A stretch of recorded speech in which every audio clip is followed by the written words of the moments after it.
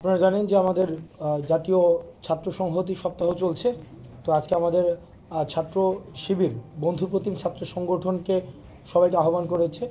আমি আসাদ আবদুল্লাহ বৈষম্যবিরোধী ছাত্র আন্দোলনের পক্ষ থেকে আসছি। আমরা ক্রিয়াশীল কোনো ছাত্র সংগঠন না, আমরা হচ্ছে এই জুলাই গণ অভ্যুত্থানে যে ব্যানারের নেতৃত্ব হয়েছে সবার অংশগ্রহণে, ছাত্র জনতার অংশগ্রহণ, ক্রিয়াশীল ছাত্র সংগঠনগুলোর অংশগ্রহণে, বাট যে ব্যানারের নেতৃত্ব হয়েছে সেটির প্রতিনিধি হিসেবে আমি আসছি।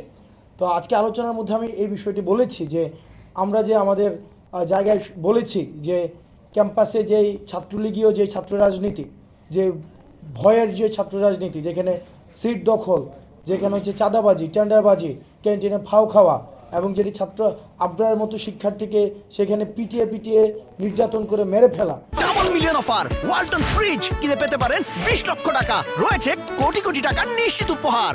এই ধরনের ছাত্র রাজনীতি, লেজুর ভিত্তিক ছাত্র রাজনীতি, যেই ছাত্র রাজনীতি শুধুমাত্র মাদার টিমের পারপাস সার্ভ করে, যেই ছাত্র রাজনীতি শিক্ষার্থীদের প্রতিনিধি হয়ে কথা বলে না, তারা তাকিয়ে থাকে যে মাদার পার্টি কি নির্দেশনা দিবে এবং সেই নির্দেশনা ক্যাম্পাসে বাস্তবায়ন করে।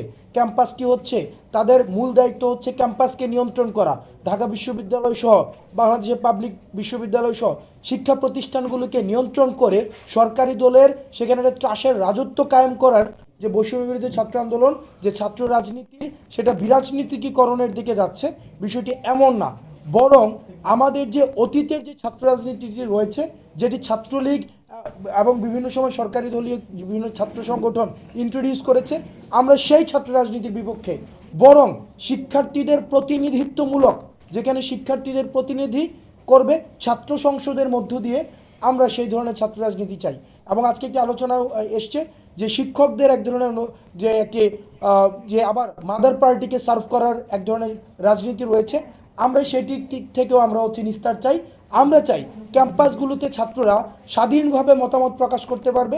সেখানে ভিন্ন মত প্রকাশ করলে তাকে শাহবাগ থানায় গিয়ে তুলে দিয়ে আসবে, প্রক্টর সহ স্কোর্ট দিয়ে তুলে দিয়ে আসবে, সেই ধরনের ছাত্র রাজনীতি আমরা চাই না।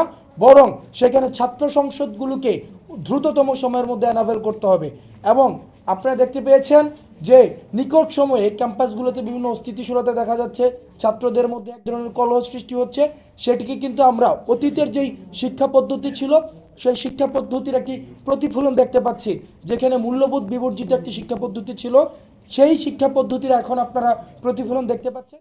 সেটিকে নিয়ন্ত্রণের জন্য আমরা মনে করি ছাত্র সংসদ একটি একটি হচ্ছে ফলপ্রসূ সমাধান হতে পারে, যেটির মধ্য দিয়ে সেখানে শিক্ষার্থীদের সমাধান বা শিক্ষার্থীদের জিজ্ঞাসা, শিক্ষার্থীদের চাওয়া, তারা ছাত্র নেতৃত্বের মধ্য দিয়ে তারা প্রশাসনকে উপস্থাপন করতে পারবে। এই বিষয়গুলো নিয়ে আজকে আলোচনা হয়েছে।